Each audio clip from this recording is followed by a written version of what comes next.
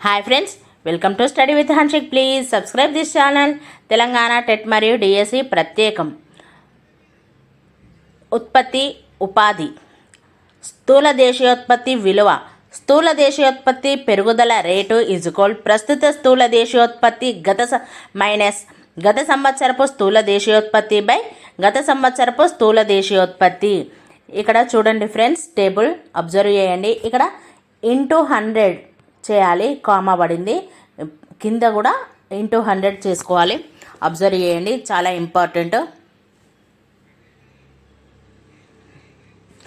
రంగాల ప్రాముఖ్యతలో మార్పు మైనస్ ఉత్పత్తి చేసిన వస్తువులు సేవల విలువ మైనస్ ఉపాధి. ప్రస్తుత అభివృద్ధి చెందినవిగా పరిగణింపబడుతున్న దేశాల అభివృద్ధి తొలి దశల్లో వ్యవసాయం, దాని అనుబంధ రంగాలు వాటి స్థూల దేశీయోత్పత్తి పెరుగుదలకు అధికంగా దోహదం చేశాయి. సాగు పద్ధతులు మారుతూ వ్యవసాయం వృద్ధి చెందడంతో మునుపటి కంటే ఎక్కువ ఆహారం ఉత్పత్తి అవుతుంది. చాలామందికి వ్యవసాయం అనుబంధ రంగాలలోనే ఉపాధి లభించేది. కర్మాగారాలు విస్తరించడం వల్ల ఇంతకుముందు వ్యవసాయ క్షేత్రాల్లో పనిచేసిన వాళ్ళు ఇప్పుడు పెద్ద సంఖ్యలో కర్మాగారాల్లో పనిచేస్తున్నారు. కర్మాగారాల్లో చౌక ధరలకు పెద్ద ఎత్తున వస్తువులు ఉత్పత్తి కావడంతో ఇవి ప్రపంచవ్యాప్తంగా అన్ని మార్కెట్లకు చేరాయి. ఈ దేశాల్లో మొత్తం ఉత్పత్తి చేసే వస్తువులు సేవల దృష్ట్యా కల్పించిన ఉపాధి దృష్ట్యా పారిశ్రామిక ఉత్పత్తి ప్రాముఖ్యతను సంతరించుకుంది. కాలక్రమేణా పరిస్థితులు మారి రంగాల ప్రాముఖ్యతగా మారింది. పారిశ్రామిక రంగం ప్రధాన రంగం అయింది. ఉత్పత్తి, ఉపాధుల దృష్ట్యా వ్యవసాయ రంగం క్షీణించింది. గత 50 సంవత్సరాలలో అభివృద్ధి చెందిన దేశాలలో పారిశ్రామిక రంగం నుండి సేవల రంగానికి ప్రాధాన్యత మారుతోంది. మొత్తం ఉత్పత్తిలో సేవా రంగం ప్రముఖ స్థానంలో ఉంది. పనిచేసే వాళ్ళలో కూడా ఇప్పుడు ఎక్కువ మంది సేవల రంగంలో ఉపాధి పొందుతున్నారు. ఉత్పాదక కార్యకలాపాలలో అధిక భాగం ఇప్పుడు వస్తువుల ఉత్పత్తి కాకుండా సేవలు అందించడంలో ఉన్నాయి. అన్ని అభివృద్ధి చెందిన దేశాలలో ఇదే తీరు కనబడుతుంది. స్థూల దేశీయోత్పత్తిలో వివిధ రంగాల వాటా 1973 నుండి 74 మరియు 2015 నుండి 16. రంగం వ్యవసాయం 1973 నుండి 74లో 43%, 2015లో 15 to 16 19కి తగ్గింది. పరిశ్రమలు 1973 నుండి 74లో 22%, 2015 నుండి 16 వరకు 28%కి పెరిగింది. వ్యాపారం, హోటళ్ళు, రవాణా, ప్రసారాలు 1973 నుండి 74లో 15%, 2015 నుండి 16లో 19కి పెరిగింది. ఆర్థిక బీమా, స్థిరాస్తి 1973లో 73, 74లో 8%, 2015 to 16లో 22కి పెరిగింది. ప్రజా సామాజిక వ్యక్తిగత సేవలు 1973, 74లో 12%, 2015 to 16లో 12%, రెండూ ఈక్వల్గా ఉన్నాయి. 1973, 74లో 2015 to 16 ఆర్థిక సంవత్సరాలలో స్థూల దేశీయోత్పత్తిలో వివిధ రంగాల వాటాను ఇవి తెలియజేస్తాయి. వ్యవసాయం, పరిశ్రమలు, సేవలు అనే 3 రంగాల ఉత్పత్తి కలిపితే స్థూల దేశీయోత్పత్తి వస్తుంది. సేవలలో తిరిగి 3 రకాలు ఉన్నాయి. సేవలలో 3 రకాలు: ప్రజా, సామాజిక, వ్యక్తిగత సేవలు. ప్రభుత్వ పాలనా యంత్రాంగం, దేశ రక్షణ, విద్య, వైద్యం, పశువైద్య కార్యకలాపాలు, ప్రసార మాధ్యమాలు, గ్రంథాలయాలు, పురాతన దస్తావేజుల నిర్వహణ, మ్యూజియం, ఇతర సాంస్కృతిక కార్యకలాపాలు వంటివి. ఆర్థిక బీమా, స్థిరాస్తి సేవలు. బ్యాంకులు, పోస్టాఫీసు, పొదుపు ఖాతాలు, బ్యాంకులు కాని ఆర్థిక కంపెనీ, జీవిత బీమా, సాధారణ బీమా సంస్థలు, భవన విక్రయ కంపెనీలు, దళారుల సేవలు వంటివి. వ్యాపారం, హోటళ్ళు, రవాణా, ప్రసారాలు. రైల్వేలు, ఓడరేవులు, విమానయానం, వ్యాపారాలు, వాణిజ్యం, అన్ని రకాల హోటళ్ళు, ఇంటర్నెట్. 43 సంవత్సరాల కాలంలో వ్యవసాయ రంగం వాటా గణనీయంగా క్షీణించింది. స్థూల దేశీయోత్పత్తిలో పారిశ్రామిక రంగం ఉత్పత్తి వాటా కొంచెం పెరిగింది. ఇందుకు విరుద్ధంగా సేవా కార్యకలాపాలలోని 3/2 రంగాలలో 2/3 వంతు గణనీయమైన వృద్ధి ఉంది. ఉపాధి భారతదేశంలోని పని పరిస్థితులు. ఒక దేశంలో పనిచేస్తున్న వాళ్ళ మొత్తం సంఖ్యకు ఆ దేశ స్థూల దేశీయోత్పత్తికి మధ్య దగ్గర సంబంధం ఉంది. ప్రతి దేశంలోనూ జనాభా పెరుగుతున్న కొద్దీ పని కోరుకుంటున్న వాళ్లకు పని చూపించాల్సిన అవసరం ఉంది. 2011 జనాభా లెక్కల ప్రకారం 121 కోట్ల జనాభాలో 46 కోట్ల మంది పని చేస్తున్నవారు, అంటే ఉత్పాదక కార్యకలాపాలలో భాగస్వాములైన ప్రజలు. భారతదేశంలో పరిశ్రమల వారీగా కార్మికుల వివరాలు 2017 నుండి 18. రంగం: వ్యవసాయ రంగంలో నివాస స్థానం గ్రామీణలో 59.8%, పట్టణాల్లో 6.6%. స్త్రీ పురుషులలో 40.7%, స్త్రీలలో 57.2%, స్త్రీలు 57.2%. మొత్తం కార్మికులు 44.6%. వ్యవసాయ రంగంలో మొత్తం కార్మికులు 44.6%. పారిశ్రామిక రంగం నివాస స్థానంలో గ్రామీణంలో 20.4%, పట్టణాల్లో 34.3%. పురుషులలో 26.4%, స్త్రీలు 17.7%. కార్మికులు మొత్తం కార్మికులు 24.4%. సేవల రంగం నివాస స్థానం గ్రామీణలో 19.8%, పట్టణాల్లో 59.1%. పురుషులు 32.8%, స్త్రీలు 25.2%. మొత్తం కార్మికులు 31.0%. భారతదేశంలో స్థూల దేశీయోత్పత్తిలోని వివిధ రంగాల వాటాలలో మార్పు వచ్చినంతగా ఉపాధిలో మార్పు రాలేదు. 1973 నుండి 74, 2017 to 18లలో 3 రంగాల్లో ఉపాధి వాటాలు. రంగం వ్యవసాయ రంగంలో 1973 నుండి 74లో 74%, 2017 నుండి 18 సంవత్సరాల్లో 44%.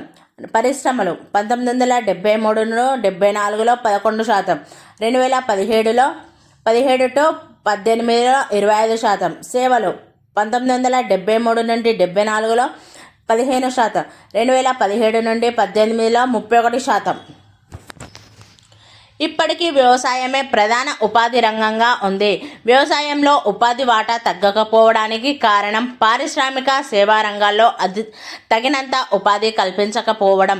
దేశంలోని కార్మికులలో సగం మంది వ్యవసాయ రంగంలో ఉండి 1/6 ఉత్పత్తికి మాత్రమే దోహదం చేస్తున్నారు. దీనికి విరుద్ధంగా స్థూల దేశీయోత్పత్తిలో 75% వాటా ఉన్న పారిశ్రామిక సేవా రంగాలు మొత్తం కార్మికులలో దాదాపు సగానికి మాత్రమే ఉపాధి కల్పిస్తున్నాయి. వ్యవసాయంలో అవసరమైన దానికంటే ఎక్కువ మంది ఉన్నారు. వ్యవసాయం నుండి కొంతమంది తరలిపోయినా ఉత్పత్తి ప్రభావితం కాదు. ఇలా వ్యవసాయ రంగాలలో అవసరమైన దానికంటే ఎక్కువ మంది పనిచేయడాన్ని ప్రచ్ఛన్న నిరుద్యోగం అంటారు. అల్ప ఉపాధి అంటే అందరూ పనిచేస్తున్నట్లు ఉన్నా కానీ ఎవరికి తమ పూర్తి సామర్థ్యాన్ని తగినట్టుగా పని ఉండకపోవడం. పని లేక నిరుద్యోగిగా ఉంటే అది కనబడుతుంది, కానీ ఈ రకమైన అల్ప ఉపాధి ఎవరికీ కనబడదు. వ్యవసాయ రంగం నుండి చాలామంది వెళ్ళిపోయి వేరే రంగాల్లో పనిచేసినప్పటికీ వ్యవసాయ ఉత్పత్తి తగ్గదు. రంగం ఉపాధి 1974లో వ్యవసాయ రంగంలో 74%, 2017-18లో 44%. పరిశ్రమల్లో ఉపాధి 1973-74లో 11%, 2017-18లో 25%. సేవలు ఉపాధి 1973-74లో 15%, 2017 నుండి 18 వరకు 31%. వ్యవసాయ రంగంలో స్థూల దేశీయోత్పత్తి 1973 నుండి 74లో 43%, 2015 నుండి 16లో 19%.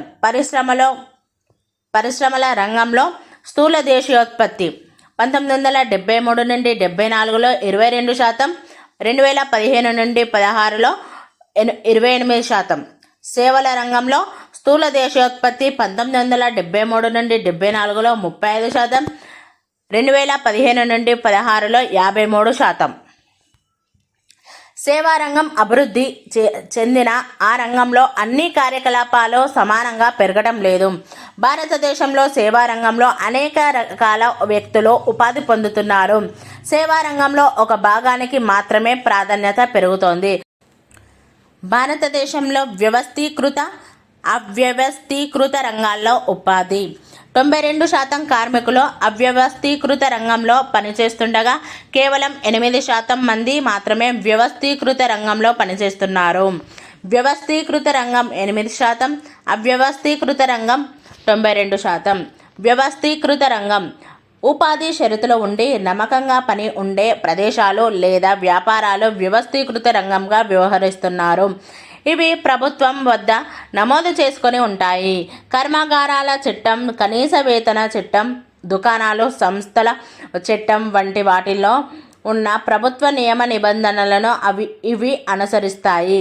కొన్ని క్రమబద్ధ ప్రక్రియలు, విధానాలు ఉండటం వల్ల కూడా వీటిని వ్యవస్థీకృత రంగం అంటారు. వ్యవస్థీకృత రంగంలోని కార్మికులకు ఉద్యోగ భద్రత ఉంటుంది. వీరు రోజులో నిర్ధారిత గంటలు మాత్రమే పనిచేయాల్సి ఉంటుంది.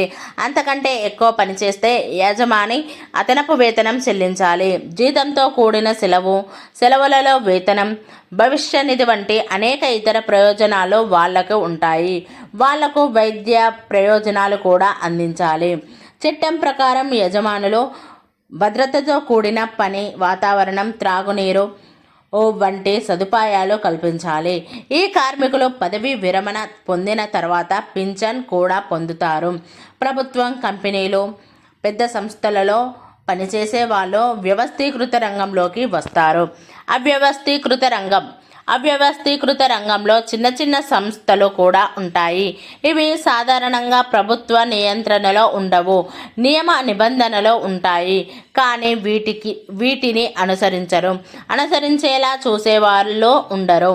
ఉద్యోగులకు జీతం తక్కువ, భద్రత కూడా తక్కువ, ఎక్కువ పనికి ఎక్కువ వేతనం, అర్జిత సెలవులు, అనారోగ్యం అప్పుడు సెలవులు వంటివి కూడా ఉండవు. ఏ కారణం లేకుండా ఉద్యోగస్తులను మానుకోనవచ్చును. అవి పని తక్కువగా ఉండే కొన్ని కాలాల్లో కొంతమందిని పని మాన్పించవచ్చు. ఇది మార్కెట్ ఉపాధి కల్పిస్తున్న వాళ్ళ మానసిక స్థాయిపై చాలా ఆధారపడి ఉంటుంది. సేవారంగంలో స్వయం ఉపాధి పొందుతున్న వాళ్ళు పెద్ద సంఖ్యలో ఉన్నారు. కార్మికుల్లో సగం శాతం స్వయం ఉపాధి పొందుతున్న వారే. వ్యవస్థీకృత రంగంలోని ఉద్యోగాలను అందరూ కోరుకుంటారు. కానీ ఈ రంగంలోని ఉపాధి అవకాశాలు చాలా నిదానంగా పెరుగుతున్నాయి. వ్యవస్థీకృత రంగంలోని కార్మికుల ఉద్యోగాలు కూడా పోవడం జరుగుతుంది. ఫలితంగా వీళ్ళు కూడా తక్కువ వేతనానికి అవ్యవస్థీకృత రంగంలో పనిచేయాల్సి ఉంటుంది. అవ్యవస్థీకృత రంగంలోని కార్మికులకు రక్షణ, మద్దతు అవసరం. రక్షణ అవసరమైన అవ్యవస్థీకృత కార్మికులు గ్రామీణ ప్రాంతాలలో భూమి లేని వ్యవసాయ కూలీలు, చిన్నకారు రైతులు, కౌలుదారులు, చేనేత, కమ్మరం, వడ్రంగం, కంసాలి వంటి చేతి వృత్తుల వారు. భారతదేశంలోని గ్రామీణ ప్రాంతంలోని 80% కుటుంబాలు చిన్నకారు రైతులకు కిందికి వస్తాయి. అవ్యవస్థీకృత రంగంలోని కార్మికులు పట్టణ ప్రాంతాలలో చిన్న తరహా పరిశ్రమలు, భవన నిర్మాణం, రవాణా వంటి వాటిలో రోజువారీ కూలీలు, బజారు అమ్మకాలు చేసేవారు, బరువులు మోసేవాళ్ళు, చిత్తు కాగితాలు ఏరేవాళ్ళు, బట్టలు కుట్టేవాళ్ళు. ముడిసరుకుల కొనుగోలుకు, ఉత్పత్తులు అమ్ముకోవడానికి చిన్న తరహా పరిశ్రమలకు కూడా ప్రభుత్వ మద్దతు కావాలి. షెడ్యూల్డ్ కులాలు, తెగలు, వెనుకబడిన తరగతులకు చెందిన అధిక శాతం కార్మికులు అవ్యవస్థీకృత రంగంలో ఉన్నారు. ఈ వర్గాలకు చెందిన మహిళల పరిస్థితి మరింత దారుణంగా ఉంటుంది. ఈ కార్మికులు సామాజిక వివక్షతకు కూడా లోనవుతారు. ఆర్థిక సామాజిక అభివృద్ధికి అవ్యవస్థీకృత రంగ కార్మికులకు రక్షణ మద్దతు అవసరం.